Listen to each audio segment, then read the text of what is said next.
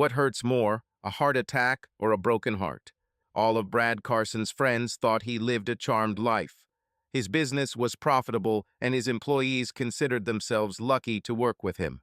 His incredibly beautiful wife was smart, happy, socially popular, and devoted to her husband.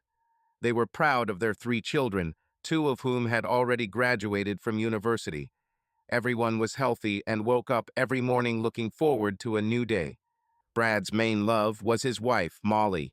She was a tall brunette with a smile that outshone the sun. But Molly's true beauty was revealed when the sun set and the lights came on. Even though her driver's license said she was 50 years old, her body was saying no thanks to aging. Despite 3 children, her breasts were magnificent. It was nice to see her, caress, and kiss her. They met at a charity event at the hospital, raising money for a new children's ward. Brad accompanied his mother to the event because his father had an unexpected trip to meet with a client out of town.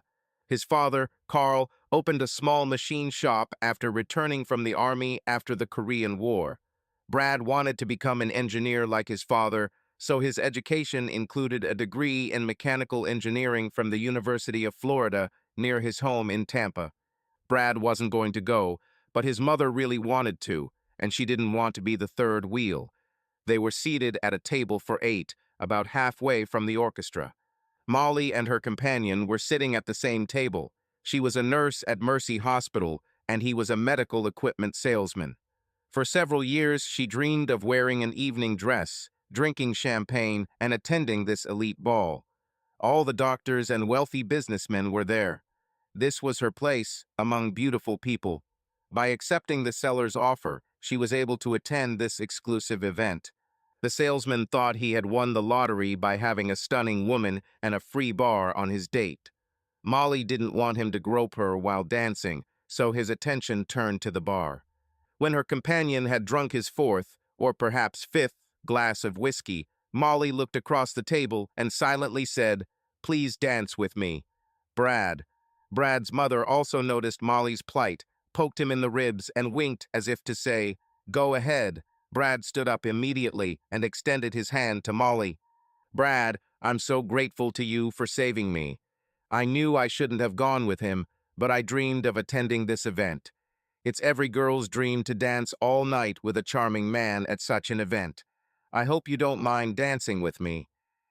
With a smile, Brad replied, "I'm happy to help make your night unforgettable. I hope I can play Prince Charming for you this evening. If you like it tonight, would you be willing to go on a date with me this Saturday night?" She raised an eyebrow and said, "I don't have a date right now, but I'll be available if the right person asks me to dinner and dancing. I may not be the right person, but I really want to take you out to dinner and dancing." They danced fast and slow together a few times and then decided to go back to the table and have a drink. The drunk salesman muttered something about going to the toilet, but never returned. Brad's mother said, "I think he's gone out for the evening. Some of my neighbors are here and ready to go home, so I'll ask them on the way back. Brad, I think you'll see this beautiful nurse home on time." With a big smile, he said, "Yes, Mommy." He then winked at Molly, and she laughed again. Molly brought him to her fellow nurse's table for the rest of the evening. The girls were delighted that Molly exchanged her unsuccessful companion for a handsome local businessman. This is how their relationship began, progressing from kissing, caressing to making love on Saturday nights. Brad couldn't believe his luck. Not only was she funny and smart, but she had everything he wanted in a companion. Like Ferrari, her body was magnificent and her performance world-class. Although she was not a virgin, she was not easily accessible and did not pass through all the players in the city. Eventually, it was time to meet the parents. Molly was already dating Brad's mother. His father looked at her, and his eyes sparkled as she hugged him. 2 years after graduating from university and a year of courting Molly, they married in her hometown of Fort Lauderdale. 2 years later, they had a son, Jonathan, then a daughter, Carrie, and finally a second son, Matthew. 30 years after Brad graduated, Carl was ready to retire. Brad earned the title of president of Southeast Manufacturing, a specialty manufacturing company for the aerospace industry. Upon his retirement, his father gave Brad all the shares of the company in exchange for a monthly advisory fee for the rest of his and his wife's lives. Jonathan, with a degree in mechanical engineering, now had a promising path to becoming the next president of the family business in 20 to 30 years. Molly worked in a hospital while she had two children at home.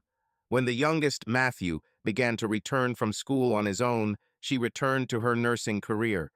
When her first two children were off to college and only Matthew was home, she decided she didn't like working hours at the hospital.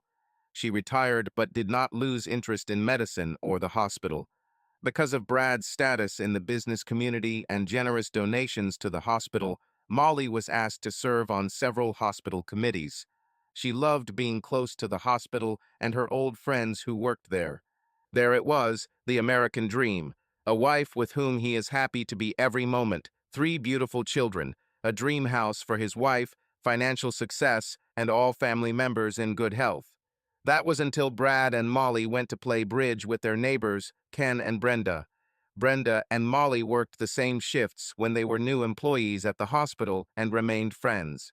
Ken was a GP, which allowed Brenda to retire around the same time as Molly. Brad was doing well, but he didn't notice the increasing pain in his chest until he lost 4 hands. He was suddenly confused about which card to play. He thought the stress of his job was taking its toll on him. As he reached for the glass in front of him, he felt an increasing pain in his chest. He opened his mouth to say something to Ken, but no words came out. Ken quickly noticed the problem and went to help Brad. Hands touched him, asked questions. He heard Brenda yell, "Heart attack at 1948 Pine Pole Lane, into your mobile phone. Need an ambulance now." Brad looked around and thought, "Who's having a heart attack? It's just the four of us here. Someone's in big trouble, and I hope for their sake the ambulance gets here soon." He looked up from the floor and saw three people bowing around him, when he suddenly felt an even greater heaviness in his chest. "Damn it, it's me." "Molly, Molly, where are you?" "I'm here, dear, calm down. The ambulance is on the way. Ken called the best cardiologist in the city. He will meet us." The next week was a blur for Brad. He knew where he was and why. But one thing that has always remained the same is Molly. She checked every time someone wrote something on his card, and surprisingly, she understood what was written. She was the perfect patient advocate. The final medical result was that Brad had suffered a massive heart attack. If it weren't for the three medical experts with whom he played cards that night, he would have been put into eternal rest. Quick action, plus a triple bypass, gave him the promise of a long and healthy life with lifestyle changes. Molly became the captain of a slave ship, which was Brad's new lifestyle. Lots of rest, no emotional stress, slow walks around the area, and no strenuous exercise. His nurse wife held his hand as she explained the last item on the "you don't" list for Brad's full recovery. "Honey, we will both have to change our sex lives for a few months. I will miss the energy and physical activity that drove me crazy. We will have to be very gentle in our expressions of love, but only for a few months. You are strong, and you will nail me to the mattress again before you can look back. In the meantime, we will limit ourselves to tender and loving caresses. I love you deeply and will be by your side while we overcome this test. Love will be especially wonderful when my main man is again between mine feet." Brad knew what the rules would be. He had friends and business associates who had the same diagnosis. He didn't like it, but the alternative was to give up sex forever in a solitary box underground. It was an easy choice. For the first 4 months, Brad was the ideal patient. No complaining, no whining, and no breaking the rules. Molly was a positive force in restoring Brad to a healthy and happy life. The only thing that bothered him was how Molly was coping with abstinence. She always had a sex toy as an assistant during his business trips. They even played with him when they were in the mood. From their courtship until their 30th anniversary, they were energetic and very physical lovers. Both often found themselves covered in sweat from the erotic heat they created. Brad considered this one of his blessings, a beautiful, insatiable wife. He liked to cater to her desires several times a week. How does she cope with his current physical disability? Molly was beginning to tire of what seemed to her to be slow physical progress, even though it was ahead of the recovery schedule set by her doctor. During the day, she was bright and happy next to Brad. Although there was no sexual intercourse, their tender care for each other continued. Molly tried to gauge how capable he was by his blood pressure and heart rate. He was able to begin walking slowly, eventually reaching a mile each day. The goal was to gradually increase the load on the heart muscle each week. This entitled him to mild sexual activity, according to his cardiologist. At the beginning of the 4th month after the attack, Brad had recovered enough to begin to enjoy some aspects of his sex life. Step by step, they gradually increased their activity. Although this contributed to Brad's recovery, neither of them truly enjoyed the lack of spontaneity and intimacy with wires and monitors. Brad nicknamed this process Frankenstein sex. When Molly turned off the monitor, she lovingly said, "Soon, darling, soon." With Brad's condition improving, she could leave him alone to do errands and resume the social activities she enjoyed. After a good night's sleep, one morning Brad heard the phone ring and Molly answered, "Hi, Carrie." This revived Brad, as he loved communicating with his cheerful, resilient, freedom-loving daughter. He trudged down the corridor and approached Molly, who was talking on the phone. He heard Molly say, "Oh yeah, your dad is getting better every day. At least that's what the doctors say because they see him every week. I can't see it that way, but he's much better than when we took him home." There was silence in the room until Molly began to speak again. "Yes, my therapist is working very well. I am very pleased with the results. Of course, he is not at all the same lover as your father, or was, and maybe soon will be again. No one rocked my world like your father. So I told Eric that this was temporary, and once Brad regained his strength, I would no longer need his services." Muffled sounds from the phone, and then, "Yeah, I know he won't be able to do me like he used to, but it'll take time to get his stamina back. So yeah, Eric will probably be doing some work on call instead of the usual twice a week. Yes, dear, twice a week. It's still less than I'm used to." At this point, Brad could no longer stand in the corridor. He had to sit down so as not to fall. The love of his life cheated on him with another man. How could she? Am I really that unimportant? My head was spinning, almost like I was having a heart attack. He desperately began the breathing exercise his doctor told him to do when he was stressed. Speaking of stress, Molly heard Brad stagger towards the chair and dropped the phone to run to the pale Brad as quickly as possible. She supported him so that he did not fall to the floor. He deliberately took large, smooth, regular inhalations and exhalations.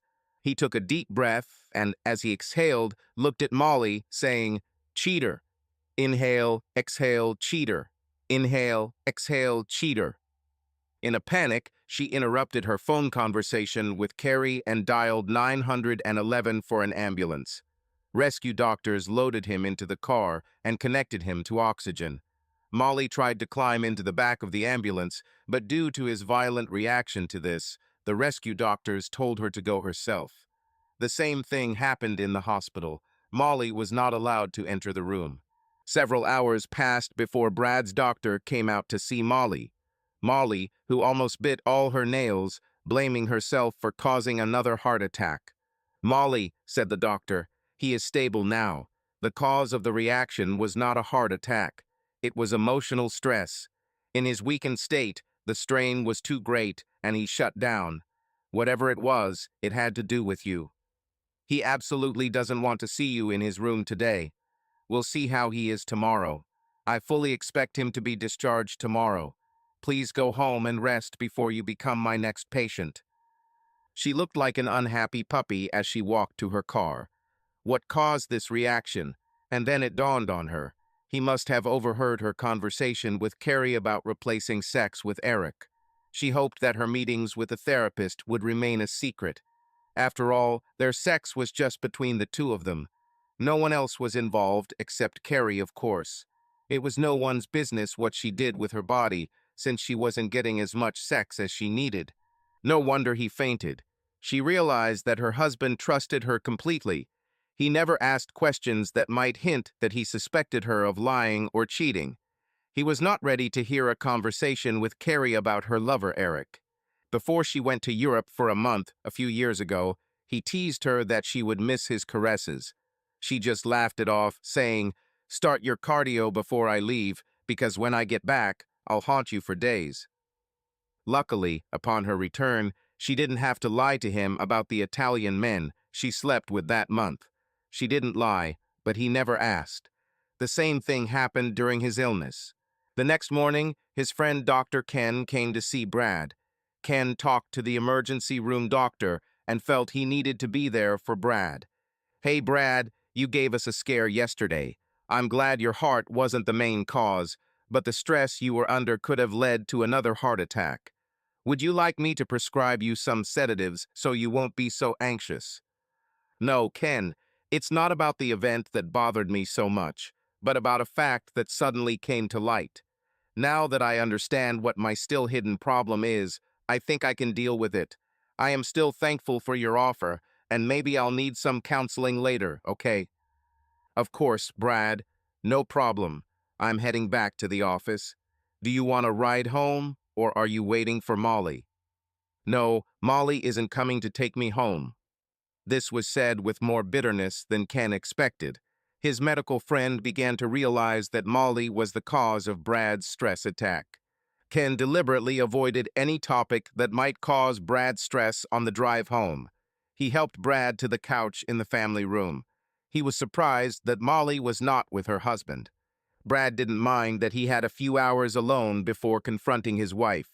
He wrote down a few things he wanted to tell her. He'll get to the bottom of the problem in a few days. Right now, he just wanted to rest rather than throw himself into the burning dumpster he knew was coming. When Molly arrived, she dropped the groceries and ran to Brad. The look of pain in his eyes and the obvious pain on his face stopped her, like a dog that suddenly pulled on its leash. "Brad, I'm so sorry. I..." "Shut up. I don't want to hear a word about what you discussed with Carrie. I need to rest, clear my head, and calm down." "But Brad..." "Shut up. Did I make myself clear, or are you trying to kill me?" "No, Brad. I'm just so happy you're back home. I want a long life with you. I can't live without you. If you love me so much, bring me a glass of water. And I need to empty my stomach of this terrible hospital food. Will you make me dinner? It's already 6 p.m. The evening was very quiet as Molly tiptoed around, trying not to broach the subject of her apparent infidelity with her clearly upset husband. After 2 hours of watching two uninspiring NFL football teams, he went to bed.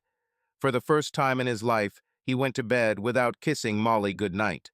He walked into the master bedroom and turned off all the alarms, thinking that this would help him sleep.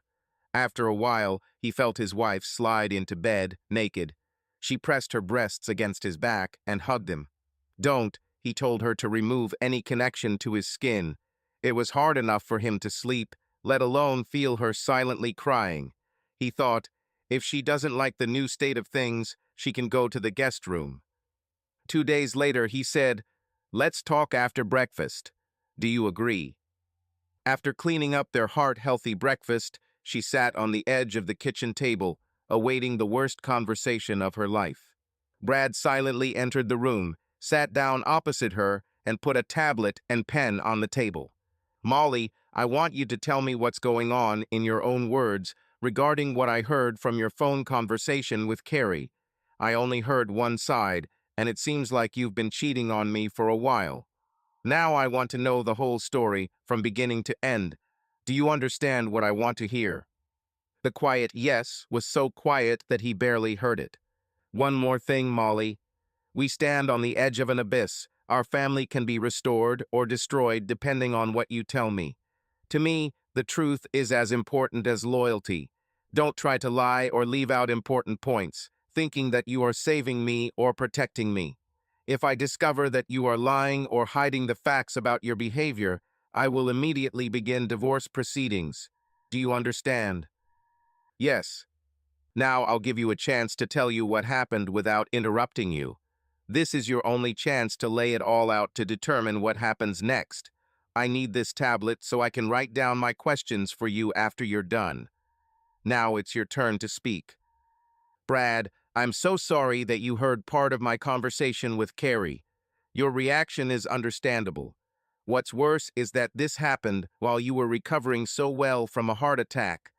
Thank you for not throwing me out on the street, but giving me the opportunity to explain my position. That's why I love you so much. My story begins 3 years ago, after many games of tennis. I had strained muscles and ligaments. I was sitting on the bench, almost crying from pain and inability to play, when a man 10 years younger than me came up to me and asked, "Am I okay?" I explained my problem, and he said he was a physical therapist and maybe he could help me. At first, I thought he just wanted to touch my butt and legs. He handed me his business card and suggested I go to him first aid tent where he can work with me in the presence of paramedics. Molly continued, "Within half an hour, my back was much better and I was able to complete the tournament. He has an office in South Tampa and I went to him several times to make sure my back didn't let me down. We never had anything close to sex. It was always a professional doctor-patient relationship. I enjoyed his company, but I didn't even kiss or hug him. Everything changed after your heart attack, Brad. I was in a terrible state, both mentally and physically, when you were so close to death. I didn't know what to do without you. We always had a physically intense sexual relationship. I never had such great sex. Here we are in our 50s, and I feel like we're still in our honeymoon. You've created certain expectations for me about sex every week. Now it's on pause while you recover. During a physical therapy session, he noticed how tight all my muscles were and that they needed attention. I told him about your condition and how much I missed making love with you. He moved away from me, opened a drawer, and showed me a booklet called Sex and Physiotherapy. He said that my problem was not that uncommon, especially among couples who were sexually active. He suggested that I take the book home, read it, and come to the office if I wanted to continue in this direction. The book began with stages of activity, at first just hugs and kisses. Light kisses progressed to caresses and naked touches of both partners. The next session, I asked him to use his skillful hands to please me. He agreed, but said it wouldn't be just quick and ready. We spent an hour with dim lights, soft music, hugging and kissing each other's friends before anything sexual happened. Then I was just a puddle as we lay together, dozing and holding hands like long-awaited lovers. This activity started a few months ago, while you were still in the hospital. I know you don't want to hear this, Brad, but you said you wanted to know everything. Even though it sounds like the most erotic thing I've ever done, it's not. I cried all the way to the car. I didn't love him. He was a man with talent. I cried because I wanted it to be you.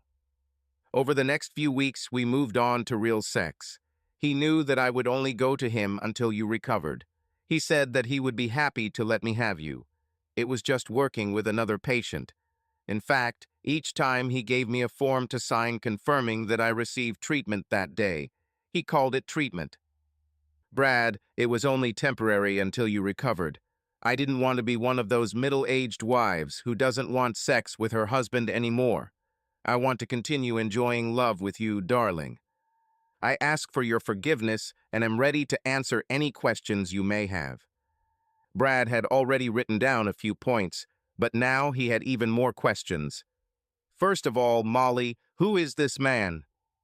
I don't see the need to mention his name, since all the shame lies with me, not with him. Okay, Molly, I think that's it. I have just enough time to get to a lawyer and start the divorce process. As he stood up to leave, she jumped up and pleaded, "It's Eric Adams from Bradenton, Florida." Thank you, Molly, but I'm not going to argue every point. If you do, I'll leave. Did he use a condom when he had you? Brad, you know I don't like that kind of language. And I don't like it when some creep touches my wife. So answer the question. She lowered her head and said, "No, because he said that he was clean and very careful about the cleanliness of his body." Did you please him? Very quietly she answered, "Yes and yes." shitty, and stupid, was his response. If I could have sex with you in the future, but not satisfy you, would you continue the treatments with your lover? I thought about it, but didn't make a decision. It was possible, I guess, but I didn't plan anything specific other than to stop it when we could have sex again. Molly, you mentioned that you want to keep your Ferrari as sexually active. Have you considered that your Ferrari might be thrown out of a nice garage and left in a dark alley if you continue to have sex with it? No, because no one knew what I was doing. We took a lot of precautions. I wanted to be ready to respond to you like before, and I couldn't have done it without it.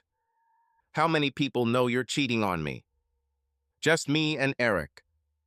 Then what were you talking to Carrie about? Time for another lie to catch you.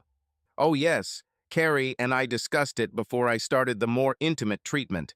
She thought it was a good idea, and you wouldn't mind. She reminded me that I am the owner of my body.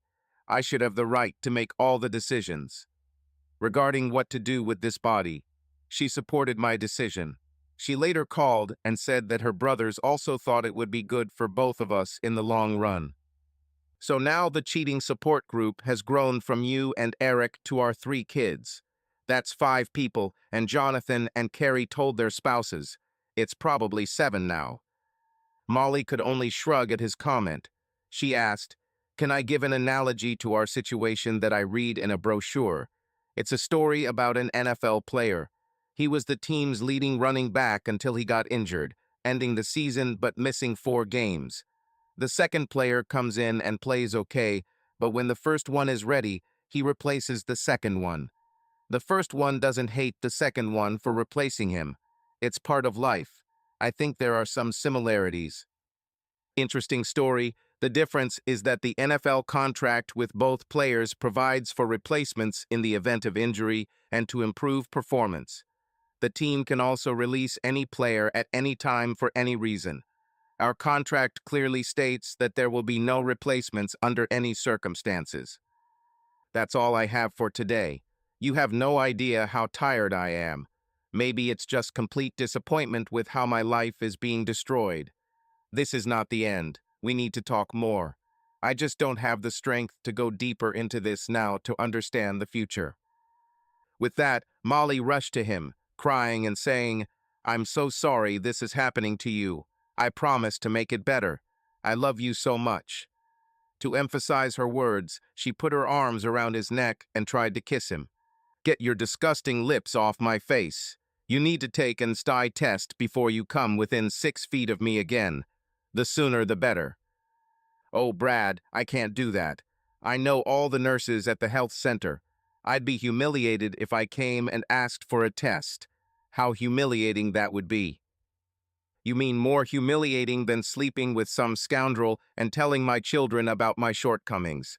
Yes, I'm very sorry for you and your reputation. More sorry than you for my humiliation. I need fresh air. It stinks here. I'm going outside, so leave it. I'm at peace, Molly." While Brad walked into the backyard, Molly sobbed at the table. Since it was a warm fall morning, Brad took advantage of the hammock in the shade to take a nap. He learned a lot from his conversation with Molly, but he was not pleased with the information he received. Then he wondered what he didn't already know. Although sleep was not refreshing, it was better than discussing how Molly spent her free time. He rolled out of the hammock and headed into the house to drink water. During the day, he preferred a good light beer, but that was out of the question. On his way to the bathroom, he didn't know that Molly had just taken a shower and was drying herself off. She stood naked in the middle of the bathroom and vigorously dried her hair. The towel covered her face, and she didn't see Brad enter the room. Brad stopped abruptly when he saw his wife naked for the first time in weeks. He knew that she was the most beautiful woman he had ever seen, let alone loved. He couldn't help but smile at such a wonderful body. Molly had just removed the towel from her face and saw Brad smiling. Their gazes met and lingered on each other.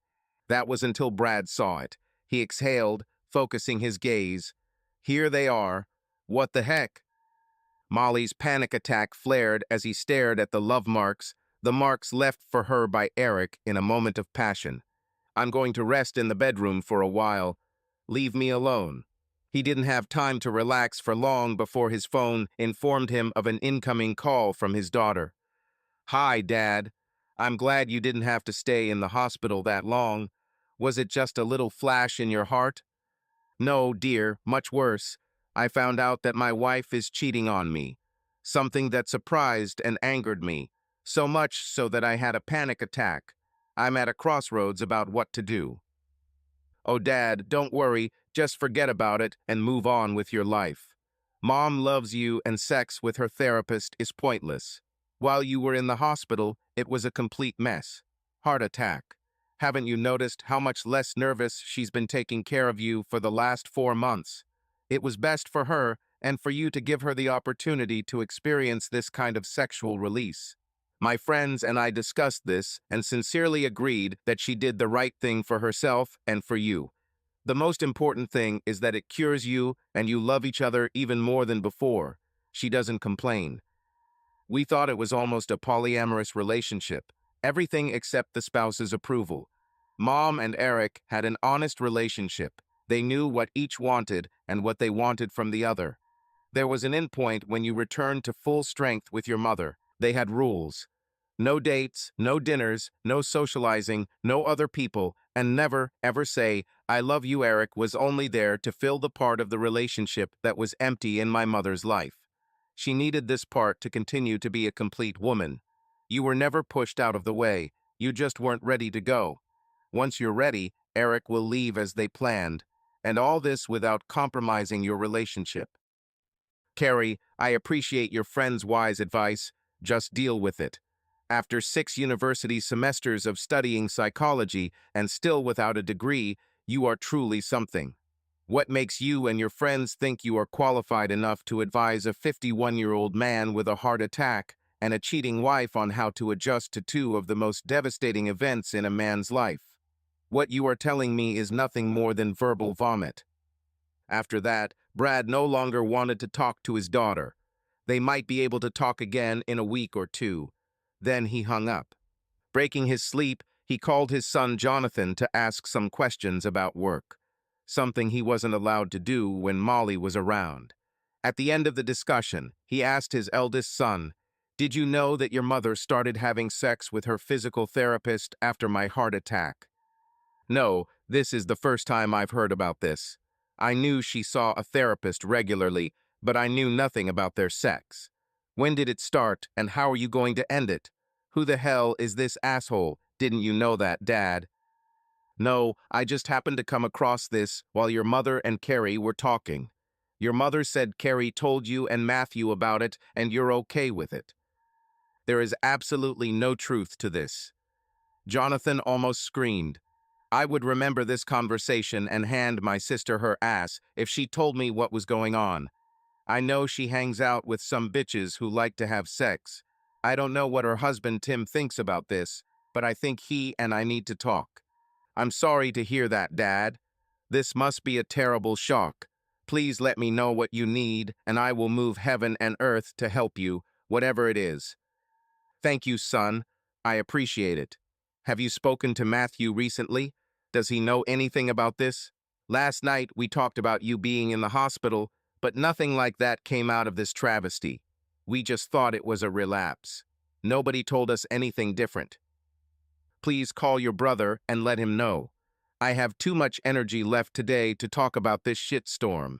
Don't show Carrie or your mother that you know the real reason for the last hospital stay. I want to see what other lies come out and from whom." Jonathan responded, "I know this is hard for you, but you need to get over your anger and relax. Let it ride. You've always been a quick fix person, but you need to change your style. Relax, take time to make a rational decision, not a quick one. Keep your heart in order. Fine."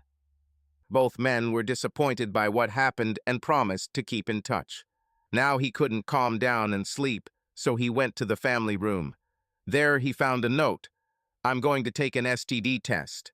I don't want to do this, but I will do whatever you ask if you let me stay married to you. Love, Molly." He sat on the couch and thought about Jonathan's words about the need to relax for the sake of his heart health. One of his pleasures in life was smoking a good cigar in his backyard. Molly even hated the smell of smoke that wafted into the house when he went in and out for alcohol. He thought, "She does what she wants, I will do what I want." Sitting on the couch, he lit a cigar, which was at the top of Molly's "don't do this" list. Yes, smoking is bad for your health, but it's also bad for you when your wife sleeps with someone else. One sip of his favorite single malt scotch wouldn't hurt either. He turned on Fox Sports Center and took his mind off the storm around him. It was a relaxing 65 minutes, and as the cigar burned down in the ashtray, Molly walked through the door. "What the hell?" was her first reaction to the smell of one of humanity's best cigars. "Brad, you shouldn't smoke." "Yeah, and you shouldn't sleep with some asshole. It will ruin the curtains and carpet. You can't get the smell of smoke out. Everything will have to be replaced." Indifferently, he said, "You know, Molly, there's some symbolism here. The smoke ruined the carpet, so we threw it away. You ruined our marriage, maybe we should throw it away too." Knowing that she would be rejected, she could not run and hug her husband. His point was fair, and she had no one to blame but herself. She didn't have the words to resist his attacks. Instead, she walked over to the sofa and sat down, not next to him, but on the same sofa. This was as close as he would let her get. Trying to change the subject, she asked, "We've been invited to the Simpsons for wine and dessert tonight. Sharon has finished remodeling her kitchen and wants us to see. I know you don't like this very much, but can we leave the house for an hour and get away from the horror I caused you? Please?" Okay, an hour is all I can stand from her husband. However, it will be good to get out of this house a little. I don't like Gary either, but Kelly and Sullivan will be there, so you won't be alone with Gary. Their dinner was quiet until Brad asked about her visit to the health clinic. Molly said, "It was humiliating. I knew all three nurses. They were professional and didn't judge me, at least not to my face. The worst part was telling me who I'd slept with in the last 90 days. My hand shook as I wrote down Eric's name instead of yours. I'm so embarrassed, Brad, I can understand a small, very small part of what you're going through." It was difficult for her to say the last words. Brad didn't say anything. He didn't need to. Molly was excited to enter Gary and Sharon's house. Brad put on a small fake smile and walked into the kitchen to compliment her. Gary led Brad into the family room, where Paul and Sam were discussing the Buccaneers' next game. The three men had already started tasting Gary's scotch collection and were joking happily. Gary offered Brady a drink, to which he replied, "Sorry, I need to stay away from this for a few more months. Thanks for the offer." "I forgot about that, Brad. How's the rehab going?" "Rehabilitation takes time and effort and prevents me from doing as much as I want." With a grin, Gary said to the other two guys, "It's a shame there are things you want to do but can't. By the way, I heard that you allow your hot wife to sleep with other guys because of your weak heart. I'd like to get on the waiting list for this. I'd really like to do that."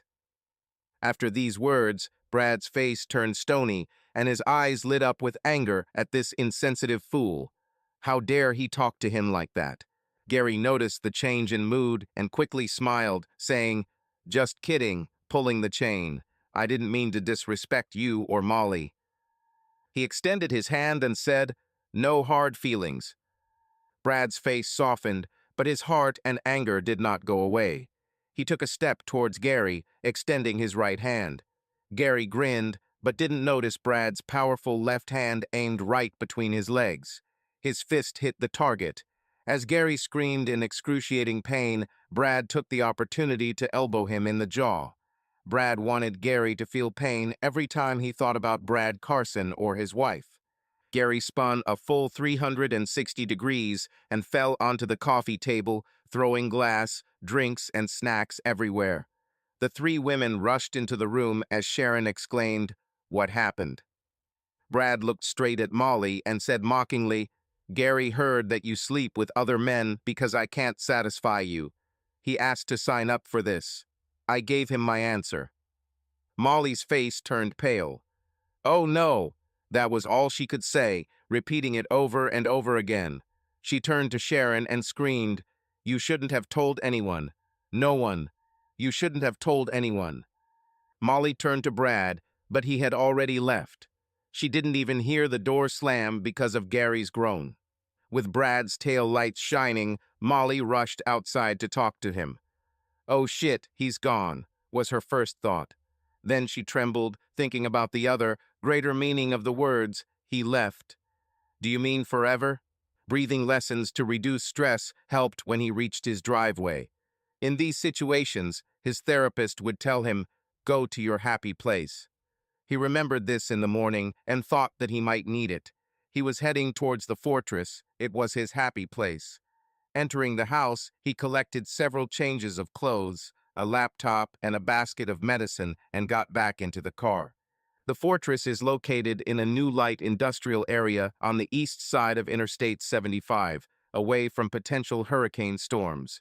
It was advertised as Executive Man Caves. The building is surrounded by an intimidating fence and equipped with a powerful electronic entry system. Long, single-story concrete buildings with roll-up garage doors and steel doors for 6 individual units. Brad used the remote to open the overhead door and enter the large room. Brad's room was 1,500 square feet with a concrete floor, a small bedroom, a bathroom with shower, and a kitchen. The focal point was a large area with sofas, armchairs, and tables, all surrounding a 72-inch TV mounted on the wall. Posters, flags, and symbols of the Florida Gators and Tampa Bay Buccaneers adorned the concrete walls. The posters of naked women on the back of football posters changed depending on who was in the room. The centerpiece of his attention in this modern man's retreat was a silver 1999 Mercedes SL 500 Roadster. His baby was covered and stood nose to nose with the Lexus in which he had just escaped from Molly. Molly, oh yeah, he thought he might want to take a look at the numerous messages that had been making his phone look and sound like a bag of angry bees for the last half hour. For the first time in 2 days, he smiled at the thought of Molly. Their time together was good, but times change. He was an engineer by education, upbringing, and inclination. There was a white board on the wall for keeping track of bets, wagers, and sports scores, and he thought it would come in handy. He cleared the whiteboard of past results of games played before his heart attack. It seemed like it was a decade ago when he was a vibrant man with a faithful wife, but only 3 days had passed. He now named the board Molly's Numbers. It had 4 columns with the headings, "Forgive me," "I love you," "Please forgive me," "I'll do whatever it takes," and blah, blah, blah.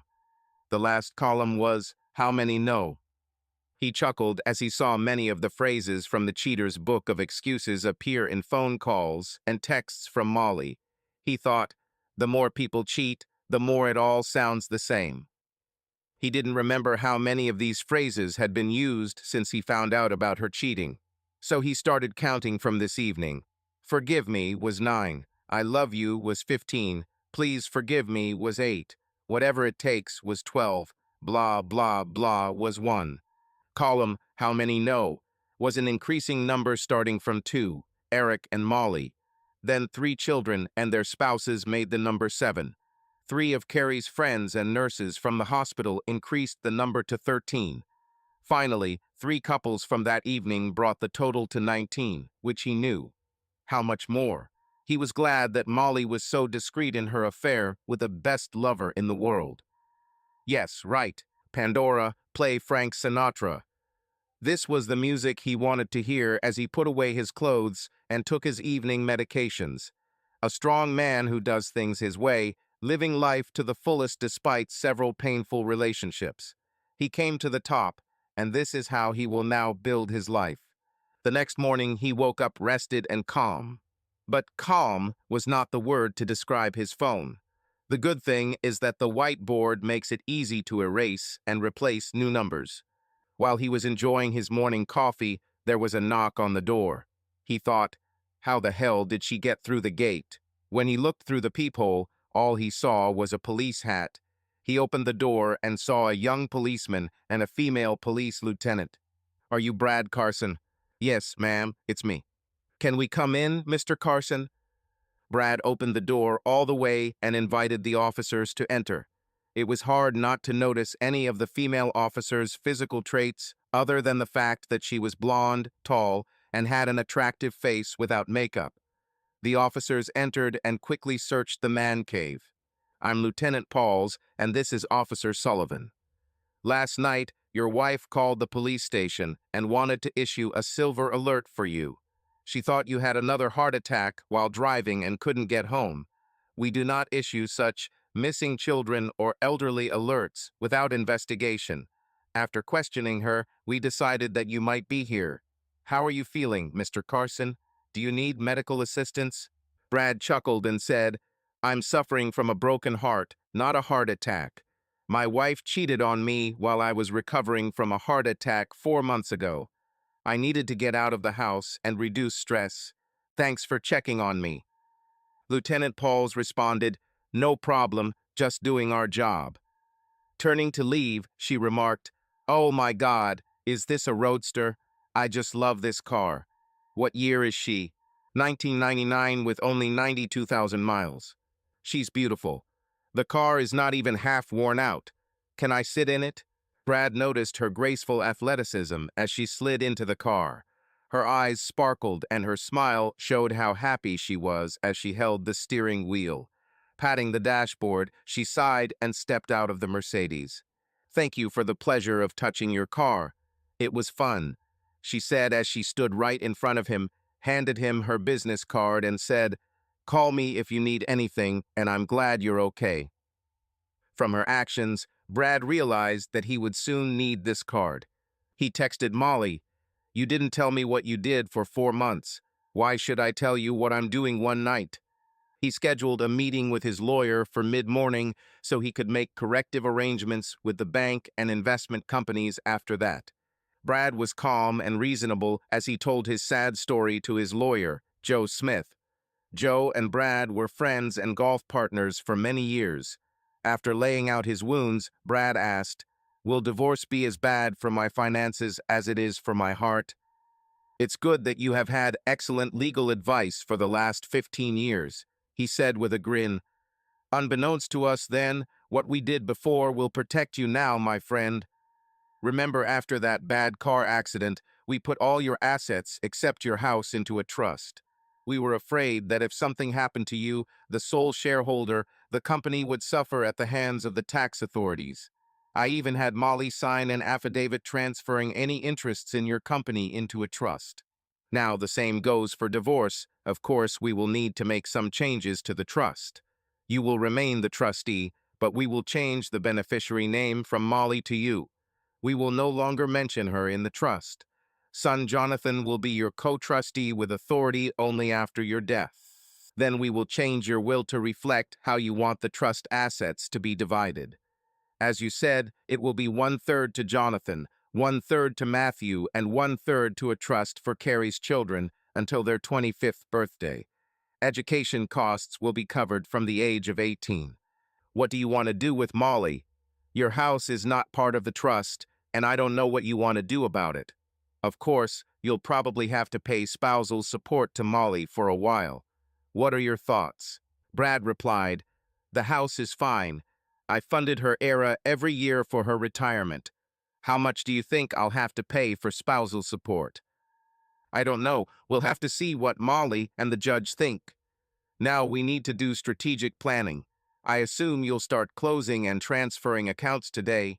We also need to prepare and sign amended trust and will documents before filing for divorce. We need to do everything in the right order to make the settlement process easier. It was very fortunate that we created this trust several years ago. You are in a good financial position. It is a pity that your marriage did not work out." After closing and transferring accounts, he stopped by the store to get some needed supplies for his man cave, now at home. Since it was a beautiful fall day, he lifted the garage door to ventilate the place. He was looking forward to the weekend. The fortress had 6 buildings, and the parties there were always fun. Gas grills were rolled out into driveways and water tanks were filled with ice and beer. Almost all man cave owners flew their school flags on Saturdays and NFL flags on Sundays. The Southeastern Conference games were the best times as the fans were very loyal and a lot of fun in that environment. He knew he wouldn't be alone as his life moved into a new phase. He was looking forward to more time spent in his SL 500. It definitely attracted attention. Rolling his eyes, he saw how many new texts and calls appeared on his phone. Regardless of the source, almost all the messages were on the same topics as on his whiteboard, and he saw no point in responding. One text was another, from Carrie begging him to call her. Giving in to Carrie's request, he called her, hoping the call would go to voicemail. No luck, Carrie responded. "Hi, Dad." After the greeting, Carrie began, "Dad, you need to call Mom. She is terrified with grief, anger, and regret. She's afraid someone will find you dead from another heart attack. Can you call her, please?" Brad thought, "I guess I'll file this in the blah, blah, blah column." "Okay, Carrie, what should I say?" "Molly, I'm sorry you were worried about me. You didn't care enough about me to stay out of bed with that asshole for 4 months. Why worry now when I'm getting better? Is that what you want me to say, Carrie? Come on, Dad, she made a mistake. Can you forgive her and return? So, she had some fun with another guy. You are a strong enough man to ignore it. The likelihood that I will forget about this fun moment is very small. However, she slept with this guy over 40 times in his office or home. This is not a random event. She drove an hour to get to his place so he could fuck her. This is intentional. This shows complete disrespect and lack of care for me. Why did you lie to your brothers and start this whole cuckoo fiasco? Why did you do such a disrespectful thing to your father? I'm so disappointed in you. You truly stabbed me in the back at the worst moment of my life. My doctor tells me to avoid stress, and talking to you is pushing me over the edge. The last thing she heard from her father was the sound of the call being disconnected. She wondered, the last thing for now or forever. Now she started crying. Pandora, play Frank Sinatra. Brad spent the next couple of hours cleaning and dusting his SL 500. Even though his man cave was closed, the car was still covered in dust. Besides, it gave him something to do and something pleasant to think about. Saturday was just what Brad needed to distress. He called a few of his friends to invite them to his base at the Fortress to watch the Florida Gators play, steaks on the grill, and beer on the rocks. Of course, all 5 guys came because Brad provided refreshments. Other block owners stopped by to talk to Brad and/or his friends as it was a very social event. Many of them knew about his heart attack and were glad to see him in good health. After 6 hours of talking, laughing, and screaming, Brad was exhausted. His friends were going to dinner, but Brad decided against it, lay down on the couch to watch the post-game show, and fell asleep. 3 hours later, he got up and went to bed. Brad didn't invite anyone to watch the Tampa Bay Buccaneers game on Sunday. It was his day to stroll through the other blocks and enjoy their hospitality. As on the Sabbath, he had to watch what he ate or drank, more precisely because he could not eat or drink. Nevertheless, it was an enjoyable day. It seemed to him that his social life would not suffer much from his wife's departure. At the end of the day, he was surprised that he didn't miss Molly. When she was in his block for a game, she was always worried about the food, the drinks, what she was wearing, who she was talking to, and where Brad was. She sucked the fun out of a pleasant day of socializing and good humor. Monday was a big day as he met with Joe Smith to finalize the legal paperwork for the divorce. It was a sad time for him because he couldn't accept the fact that he was betrayed by the woman he had loved for so long. It's time to finish. Instead of responding to the hundreds of texts, emails, or calls from Molly, Brad texted her, "Can we meet at home on Tuesday at 1 p.m., Brad?" Almost immediately, Molly replied, "Of course, I missed you so much. It will be great to see you again. Can you come by noon for lunch?" "Sorry, I won't be able to then. If you change your mind, Brad, you can come to our house any time that day." Although Brad's text was brief, Molly hoped this would be the beginning of their reconciliation. She wondered what kind of dress to wear, not provocative or provocative, but attractive, inviting him to her and to their marital bed. Not for sex this time, but for intimacy to be together.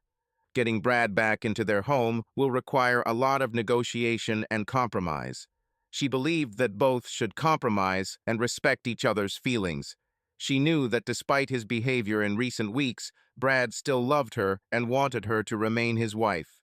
At 1:01 p.m. Tuesday, Brad rang the doorbell at their home. Molly quickly opened the door, as she had been standing inside since 12:45. Molly tried to hug her husband, but he diplomatically pulled away, heading towards the family room. She happily placed on the table a letter from the Department of Health stating that she had no sexually transmitted infections. "I know this is little comfort to you, but I wanted you to know that I am clean." Her words were met with a shrug and a blank look that seemed to say, "So what?" Molly began a difficult conversation with questions about Brad's health. She was surprised when he told her about the parties he attended at the fortress over the weekend. "I hope you didn't overexert yourself, Brad. You must remember your heart." Brad thought, "I had a heart attack and then she broke my heart. Now she says that you need to take care of your heart. What hypocrisy." After talking about children and new grandchildren, Molly said, "Carrie was terrified after talking to you. She was only trying to help us because she loves us both. She felt my treatment was appropriate." Well, her opinion was far beyond what I considered acceptable. In addition to her disgusting advice about some asshole having sex, both boys thought that your cheating was completely wrong. Wrong in many ways. I wonder how many more people think I'm the local cuck now. What stories are told in bars? Dirty gossip at my expense, spread by my daughter. I can't believe she could do this to me. I'm really sorry that you found out about this and that the story spread. We tried very hard to be careful so that no one would know or even suspect that we were together," Brad said sarcastically. "So if I hadn't found out about the cheating from the phone call, you would still be fucking that asshole." "I don't know, Brad. I have not decided yet.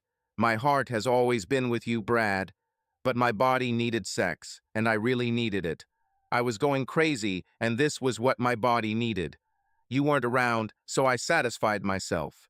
I knew you wouldn't like it, but I had to make a decision based on my needs, not your opinion. My body, my decision. I'm sorry you're angry, but I made this decision hoping you'd never find out. I did it for the sake of our sex life, yours and mine. I wanted to be ready when you came into bed and said, 'Spread your legs.' Your knowledge of this has created a stressful situation between us. I'm glad we were careful, and I didn't want you to be publicly humiliated. This was never my intention. Your understanding of caution and mine are very different. By my count, 19 people today know the whole story. You could have put it on the news right away. How can it be? It cannot be true." Looking straight at Molly, he counted everyone on his whiteboard. Her face turned grim as she stared at the floor. This did not help her bargaining position. "I'm so sorry, Brad. I'm so sorry. It's a shame for many reasons. I'm sure. By my count, this is the 57th time since I left home that you have said or written this to me. Where does this lead us? I feel so. I guess I've said this many times because I really regret it. I'll try not to say it so often. Molly, you also said that you were ready to do anything for us to be together again 46 times. So tell me your plan to get us back together. My main goal, Brad, is to grow old with you, the main and only man in my life. You are a wonderful man, a great father, and I want us to enjoy our grandchildren together. Knowing you, I know you've explored our options. I tried to put together a few options for your approval. The option you want to hear is my final cessation of communication with Eric and never seeing him again. Under normal circumstances, this would be the best option for reconciliation. I'm willing to make that promise to you, but I really don't think I can remain faithful to you while you're incapacitated. It's hard for me to say this, but I want to be honest with you. Once you are allowed to have sex, I can guarantee you that I will be faithful to you. Eric and all other men are no longer attractive to me. As I already said, Eric is a temporary replacement for the best lover of my life. I just love having sex with you, but you are temporarily incapacitated. I have every reason to think that in a few months you will again delight me in the skies. In the meantime, I propose to gradually abandon Eric. I need to have sex twice a week. That's 2 hours out of 168 hours in a week, or 1.1% of the week. It's not much in the grand scheme of things. The other 98.9% of the week, I will be your loving and grateful wife. You won't even know that I had sex with Eric, just like you didn't know about it for the last 4 months. You managed well then, didn't you? See, it's not that hard. When you can have sex once a week, I'll take 1 day off with Eric. When we can make love twice a week, Eric will no longer be necessary. You will again become my main and only man. My last and least desirable option is divorce. The least desirable because I will no longer be able to enjoy your love. I will really miss you and the way you treated me as a wife and lover. Another negative side of divorce is the financial aspects. You worked tirelessly and sacrificed a lot for me and the children. It would be a shame if I took half of your company from you. I would have to do this to maintain my lifestyle. I would have kept my dream house and you would have had to leave. Although I will have a house, you will have the opportunity to come and make love to me whenever you want. Plus, I'm sure you'll have to pay some form of spousal support every month. I'm sure the lawyers will sort this out. The main message of each option is that I love you and want to stay with you. I believe we can work this out if we both give in a little to make each other happy. Brad, I'm sure you'll want to make some changes, and I'm willing to change my suggestions to make our marriage work. You can think about it, and we can discuss it now. We can take our time because it's important to both of us. As soon as she finished speaking, Brad replied, "So this is what you call, I will do anything to make our marriage work. It seems like you'll just keep sleeping with that bastard until you decide to stop," Molly said forcefully. "I absolutely hate that word bastard. It's rude, vulgar, and unworthy of you to say that." Almost shouting, Brad said, "He is the bastard. He raped the mother of my children. That makes him a bastard. So shut up with your moral turpitude about my language, you hypocrite." Molly turned pale at his furious comments. He was right, and she knew it, but she couldn't admit it to him. "I see that you received legal advice. Since I discussed this with Joe, who I've worked with for many years, you had to go to someone else." "Yes, Eric's brother is a lawyer, and he gave advice on how divorces are usually settled. He was very helpful." Well, isn't this just the height of cynicism? You sleep for free physical therapy, and now you sleep for legal work. You really become easily accessible. That scoundrel lawyer held the camera while you had sex, so you can remember your tender moments when I recover. Don't say that, Brad. I'm trying to restore us. Please, let's calmly try to fix this. Just for the sake of conversation, can you tell me what you thought about our reconciliation? None of this crap you're thinking of putting me through. Okay, Molly, I think you need a history lesson. Remember 3 years ago when I got into that accident? Immediately after this, Joe offered to place all my assets except the house into a trust. I was the trustee and you were listed as the beneficiary. Well, that has changed now. I am now both the trustee and the beneficiary. You are no longer in the trust. This is very symbolic because I have completely lost trust in you. Now I have complete control of the trust, and it is unassailable from your side. I also rewrote my will to outline how I wanted the trust assets to be distributed. 1/3 goes to Jonathan, 1/3 goes to Matthew, and 1/3 goes to a trust for Carrie's children until their 25th birthday, with Jonathan as executor. Because I cannot accept the libertine you have become, you are no longer mentioned in my will." The blood drained from her face and her hands became sticky. She was speechless. "Let's talk about your dream house. A house that I didn't need or want, but that you definitely wanted. 2 years ago, you tried to persuade me to buy you a Lamborghini. You made a big push for this, including depriving me of sex as punishment. Do you remember? I definitely didn't want to buy you this very expensive Lamborghini for any reason, especially to show off to my friends. Your dream home was paid for in full, so I arranged a home refinance.